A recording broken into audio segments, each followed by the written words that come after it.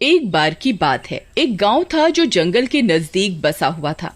इस वजह से उस गांव पर एक काली चुड़ैल की नजर थी। वो अक्सर रात होने पर गांव में आती थी। सब गांव वाले चुड़ैल के बारे में जानते थे, इसलिए कोई भी घर से बाहर नहीं निकलता था। उसे जो भी मवेशी बाहर बंधा हुआ दिखाई देता, वह उसे ही मार कर खाने लगती थी। रोज रोज अपने मवेशियों की लाश देख देख कर गांव वाले परेशान हो जाते हैं। और एक रात जब वह चुड़ैल एक मुर्गी के बाड़े में घुसती है, तो सभी गांव वाले हाथ में मशालें लेकर उसे घेर लेते हैं और उस पर हमला कर देते हैं और उसे जलाकर मार डालते हैं। इस दौरान वह चुड़ैल एक मुर्गी को जख्मी कर देती है। हाय रे मेरी सुनहरी, कमबख्त इस चुड़ैल ने तुझे जख्मी कर दिया। तू ठीक तो है ना? मैं तुझे कुछ नहीं होने दूंगी। चल, मैं अभी तुझे दवाई लगा देती हूँ। फिर यशोदा उस मुर्गी के जख्मों पर दवाई लगा देती है और कुछ दिनों में वह मुर्गी ठीक हो जाती है। लेकिन पहले से उसका आकार बहुत बड़ा हो जाता है। अजी सुनिए, देखिए ना सुनहरी कितनी जल्दी इतनी बड़ी हो गई। हाँ यशोदा, इसका आकार देखकर तो मैं भी हैरान हूँ। इतनी बड़ी मुर्गी तो पूरे गांव में किसी के पास नहीं है। फिर रात होने पर एक चोर की नजर उस मुर्गी पर पड़ती है। अरे वाह, इतनी बड़ी मुर्गी! इस मुर्गी पर तो सिर्फ मेरा अधिकार है। वह उसे पकड़ने जाता है। अरे इधर तो आओ मेरी राम प्यारी, तुझे तो तंदूर में पका कर खाऊंगा। बाबा बाबा बाबा, आज तो बढ़िया दावत हो जाएगी। तभी वह मुर्गी उसकी ओर पलटती है और अपनी चोंच से उस पर हमला कर देती है। अरे मर गया रे! अरे नाच मिट्टी मुर्गी, ये क्या कर रही है? हे भगवान, एक मुर्गी में इतनी ताकत कहाँ से आ गई? तभी वह मुर्गी अपना मुंह बड़ा करके उसे निगल जाती है। मुर्गी उसे खाकर चुपचाप अपनी जगह पर बैठ जाती है। फिर सुबह होने पर वह एक अंडा देती है। वह अंडा बहुत बड़ा होता है। अजी सुनिए, जल्दी बाहर आइए, ये देखिए यहाँ क्या है। क्या हुआ यशोदा, क्यों चिल्ला रही हो? ऐसा क्या देख लिया? अजी देखिए ना, ये अंडा कितना बड़ा है। ये अंडा सुनहरी ने दिया है। अरे वाह यशोदा, ये अंडा तो बहुत कीमती लगता है। चलो इसे उठा लो, इसे यहाँ खुले में नहीं रख सकते। यशोदा उसका अंडा उठाने लगती है।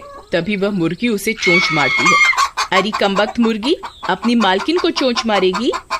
रुको, हम थोड़ी देर यहीं इंतजार करते हैं।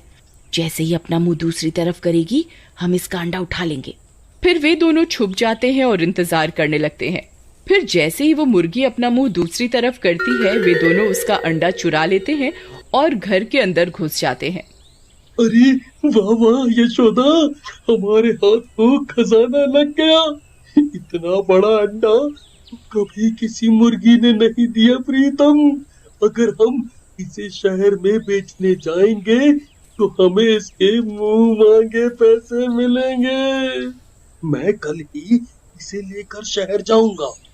वहीं दूसरी तरफ वो मुर्गी अपने अंडे को ना पाकर गुस्से में आ जाती है और अपने अंडे को सूंघते सूंघते उनके दरवाजे पर पहुंच जाती है। फिर वह मुर्गी खिड़की से झांक कर देखती है तो उसकी नजर उसके अंडे पर पड़ती है। फिर वह मुर्गी गुस्से में उनके दरवाजे पर अपनी चोंच मारना शुरू कर देती है। अरे ये कौन है? तुम यहीं रुको, मैं अभी देख कर आता हूँ। फिर रामू खिड़की से झांक कर देखता है तो उसे वह भूतिया मुर्गी उसके दरवाजे पर खड़ी हुई दिखाई देती है। अरे मर गए रे, ये कमबख्त मुर्गी तो अपना अंडा लेने के लिए यहाँ तक आ गई। अब क्या करूँ? अरे यशोदा, ये कमबख्त मुर्गी तो अपना अंडा लेने के लिए मरे जा रही है। इसके पंजे तो देखो, कैसे चुड़ैल के जैसे लग रहे हैं। अगर ये अंदर घुस गई तो हमारी शामत आ जाएगी। तभी वह अंडा हिलने लगता है और धीरे धीरे टूटने लगता है। अजी वह देखिए, इसके अंडे में कुछ हलचल हो रही है। लगता है बच्चा निकलने वाला है। तभी उसका अंडा ऊपर से टूट जाता है और उसमें से एक बच्चा बाहर निकलता है। उसे देखकर उन दोनों की आंखें फटी की फटी रह जाती हैं। अरे अरे, ये क्या चीज है? ये कैसा बच्चा है? अजी ये कोई बच्चा नहीं है जी, ये तो हमारे गांव का कालू चोर है जो इधर उधर चोरियां करता फिरता था। ये अंडे में से कैसे बाहर आ गया? अब उस कालू चोर के पंख भी होते हैं और मुर्गे जैसी पूंछ और पंजे होते हैं। मैं वापस आ गया। अरे वाह, अब तो मेरे पंख भी लग गए हैं। अब तो मैं जहाँ चाहे उधर उड़ के जा सकता हूँ। यशोदा, ये जरूर कोई शैतान है, हम इसे जिंदा नहीं छोड़ सकते। फिर रामू उसे लाठी से मारने लगता है। तभी वह मुर्गा खिड़की से उड़कर भाग जाता है। फिर रामू खिड़की पर जाकर मदद के लिए पुकारता है। अरे गांव वालों, जल्दी इधर आओ, यहाँ बहुत बड़ा अनर्थ हो गया है। हमारी मुर्गी कोई आम मुर्गी नहीं है, इसके अंदर किसी चुड़ैल का साया है। जल्दी आओ और इसे खत्म कर दो, नहीं तो ये किसी को जिंदा नहीं छोड़ेगी। फिर गांव वाले उस मुर्गी का रूप देखकर समझ जाते हैं कि दाल में जरूर कुछ काला है। रामू भाई सही कह रहे हैं, ये वही मुर्गी है जिसे उस चुड़ैल ने काटा था। हमें इसे खत्म करना होगा। चलो भाइयों, आज इस मुर्गी को पकाकर इसका लेग पीस खाएंगे। फिर वे सब गांव वाले उसके ऊपर जलती हुई मशालों से हमला कर देते हैं और उस मुर्गी को जलाकर मार डालते हैं और उसे आग में से उसका लेग पीस निकालकर खाने लगते हैं। वाह, मजा आ गया रामू भाई, तुम्हारी मुर्गी तो बहुत स्वादिष्ट निकली। अरे मूर्खों, जन्म जन्म के भूखों, फ्री का चिकन लेग पीस मिला नहीं और खाना शुरू। इतना भी भूल गए, ये मुर्गी पर चुड़ैल का साया था। इसको खाने से पहले एक बार सोचना तो चाहिए था। अरे मर गए रे, ये हमने क्या कर दिया?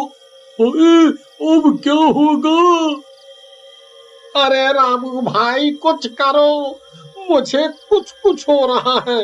अरे अरे अब मैं नहीं बचूंगा, अरे मैं नहीं बचूंगा। अरे फिर उस भूतिया मुर्गी का असर शुरू हो जाता है और वे तीनों भूत बनने लगते हैं। अजय कुछ कीजिए, अगर ये भूत बन गए तो किसी को जिंदा नहीं छोड़ेंगे। फिर गांव वाले उन्हें पेड़ से बांध देते हैं। शुक्र है भगवान का, ये मुसीबत तो टली। नहीं भाई, एक मुसीबत यहाँ जंगल में घूम रही है।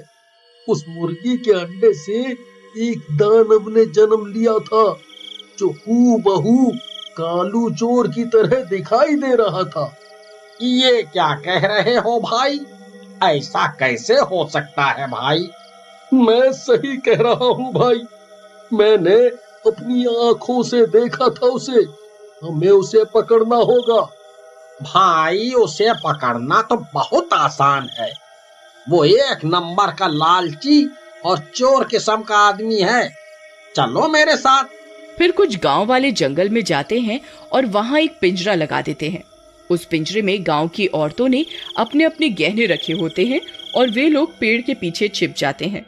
फिर कुछ देर इंतजार करने के बाद उस कालू चोर की नजर उन गहनों पर पड़ती है।